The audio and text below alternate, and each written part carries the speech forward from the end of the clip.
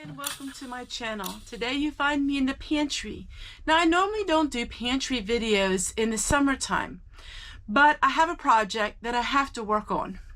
We're going to talk a little bit about pantry living and having a pantry and what does that mean in times like these. As we hear in the news, we hear that everything is going great, but behind the scenes there's a lot of things that are happening. Now, you won't find on this channel any kind of doomsday prepping or any kind of negativity, but yet we do want to share with you about prepping and the positive aspects of it all. I am going to share with you some insight that I have and some thoughts on mine on the economy and where we are headed. These are my thoughts only. As you know, I'm not someone that's very political. I keep political things off my channel. I do that for a reason. But I wanted to just share with you my thoughts and share with you what I am working on, what am I doing, and why am I working on this project today. Back in November, I was in the same pantry and I was working on all of these stored items. Now, this is bulk food. It's some flour, some rice, some sugar. I really did not like the setup that I had. I didn't like this setup that I had. I didn't like the way it looked. I didn't like having it on the floor. Even though I bought these bags, they were very cheap. It just wasn't to my standard of storing food.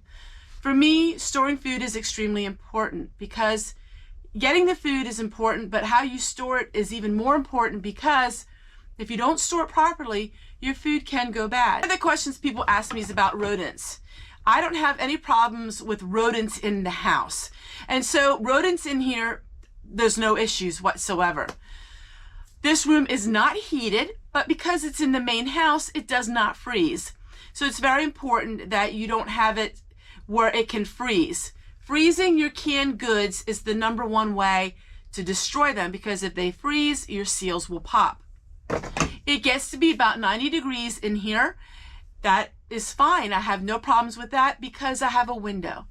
I have extensive videos on having a food storage, and the most important thing is having your food storage in a dark place. Then you should have it in a relatively around 70-degree temperatures. Now, it does get to 90 in here. It can once in a while, but I have 2 windows right over here and right over here, and I open those windows, but I have what you call darkening blinds, and so you don't have the sunlight. That is very important. But I bought these buckets. Now I'm going to be talking a little bit about the economy and why now is the window of opportunity, because I do believe the window is going to be closing in a lot of things. So I got these buckets. Now I got 6 of them. And I paid $48 for them on Amazon, which is very high priced. But I went to Lowe's and basically I was going to pay not much less.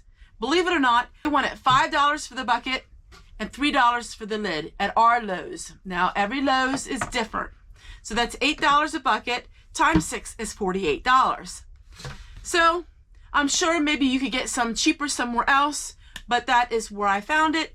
Then I got them because I do believe that inflation is coming. I won't go into detail about why I believe all these things, but I do believe that we are on a track to seeing a lot of inflation coming by the end of the year. That means inflation with food. The scenario we have right now is companies are looking to hire people. People aren't working. People aren't working as much. And so companies are having a hard time hiring people, because there's not as many people looking for a job, and we'll leave it at that. So companies that are in trucking can't find enough employers, so the price is going up. As the taping of this video, the price of gas has really gone up here in the state of Pennsylvania. When I am referring to things, I'm referring to things in my area because I don't know where you live. In fact, some places in California is probably even a lot higher, and then you have some other places that may be a lot lower. So there is where we're sitting. And I believe that it's going to get higher. I believe the cost of food is going to double and triple. I do believe that we are going to have a limited amount of food. I do believe that our food is not going to be the wide variety that we're used to. I believe there's going to be some essential items that are going to be very hard to find. These are my thoughts. And while I don't share a lot about that in these videos, I do want to every once in a while just share with you a little bit of an update on my feelings on food and preparing. There's more to life than just food. I understand that. So we have to prepare for water, and we have to prepare for necessities, for medical supplies, and all of that. I'm really interested and I'm really motivated this year to share with you ways of homeopathic ways of dealing with just simple illnesses. I'm not a doctor, nor am I a nurse, and so I don't know about, illnesses that people have which require medication. But there are a lot of illnesses that we get from time to time that homeopathic ways can help you even better, or as good. We'll say as good. And I've learned those ways. I've gone through a few things in my health, and I found things that can really make a difference, and they have made a difference in my life. And I will be sharing with you that on upcoming videos. But let me get working on this project because it has to get done. So I'll show you my flaw in this and why I'm correcting it. Hello everyone, this is my main pantry. I do have another pantry with some home canned goods in it. And that pantry is in my out porch. But mostly that pantry has things like potatoes and carrots and cabbage and sweet potatoes and onions and apples and all of those things. And this one here is my main pantry. And so everything pretty much is in here, except for medical supplies. Now I do have some medical supplies in here. I had a video on how to make sterile water, how to can water, how to can bandages. Yeah, canning bandages.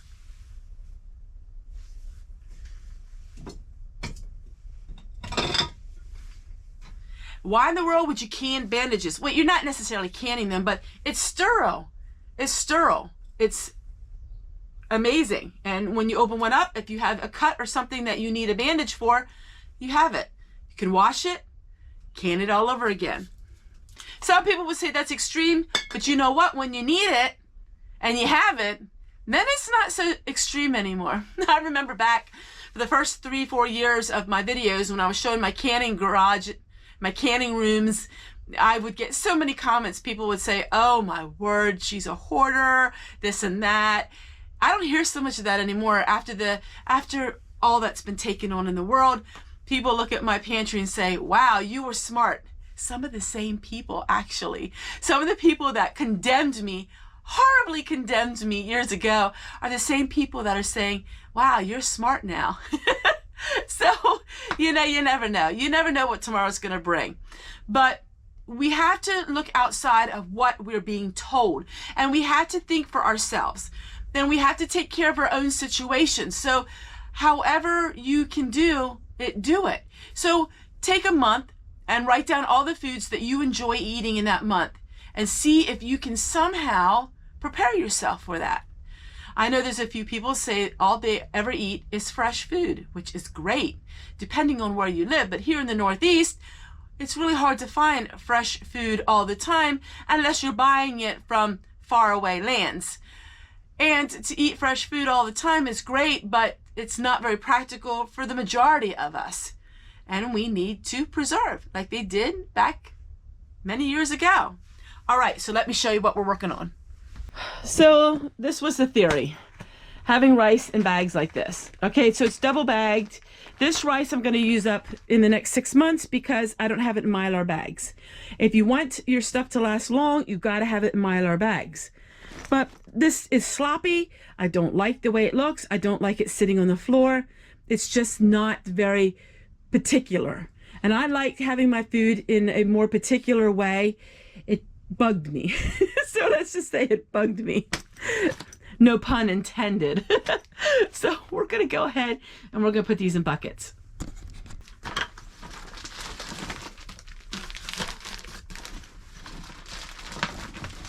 I just feel so much better getting this done.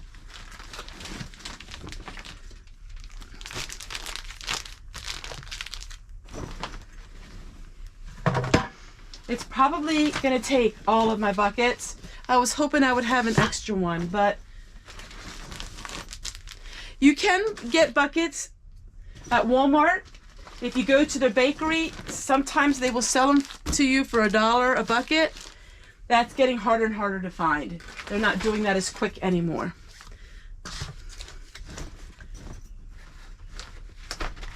And then here we have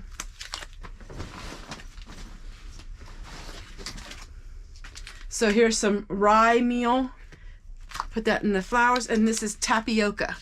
So I want to make sure I write on my bucket the tapioca is there. And these bags I'm going to use to put my quilts in. So I will not be wasting them. I'll be using them for something else. All right, so we got 3 buckets done. Rice, tapioca, flour, and flour. So I'm going to go ahead and label these buckets and put them back where they belong. And then we'll do this one last bag. All right, so now I'm working on the last bag. And this is all granola.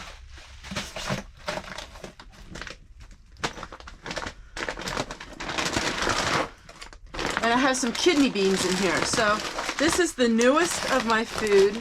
So I want to make sure that I have this dated. I'm really learning you gotta date everything.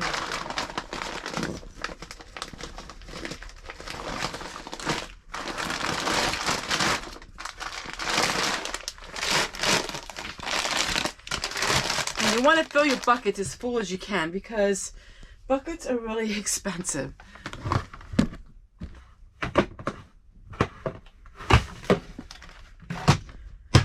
All right, it took all 6 of my buckets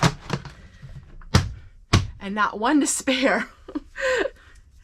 So I'm going to finish up labeling these, and then I have more room in here.